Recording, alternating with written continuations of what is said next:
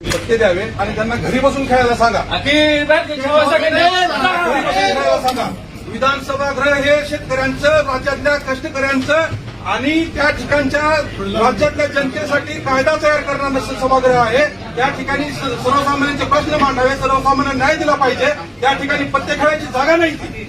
आपल्या पक्षाचे ते आमदार आहेत, तुम्ही त्यांना मंत्री केलंय, त्या मंत्र्याला अजिबात पदावर ठेवू नका. आपल्या पक्षाची प्रतिमा मलिन होत आहे त्या व्यक्तीमुळं. आमचं ही म्हणणं आहे, ते निवेदन आमचं, आणि तुम्ही तात्काळ त्याच्यावरती कारवाई नाही. बरोबर आहे, मी निवेदन आपण निवेदन स्वीकारून त्यांना तात्काळ कारवाई करावी. धन्यवाद. राष्ट्रवादीच्या पदाधिकाऱ्यांनी मारहाण नाही, मला माहीत नाही. मी वरती आता सर्व क्षेत्रांतील नामवंतांशी चर्चा करतो.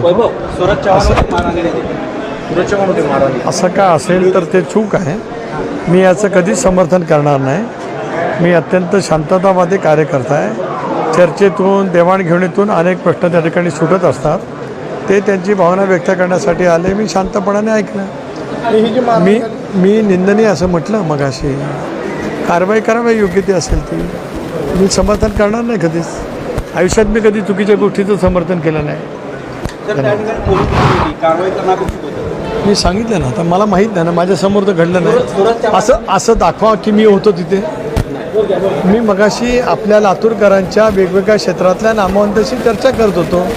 मी या गोष्टीचा चूक घडली त्याच्याबद्दलचा स्पष्ट शब्दात नाराजगी व्यक्त करतो. धन्यवाद.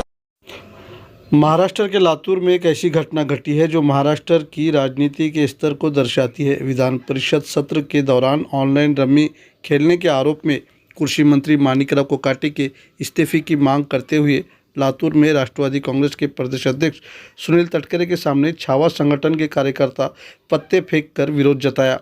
बाद में युवक राष्ट्रवादी कांग्रेस के प्रदेश अध्यक्ष सूरज चौहान और उनके कार्यकर्ताओं ने छावा संगठन के प्रतिनिधियों की पिटाई की।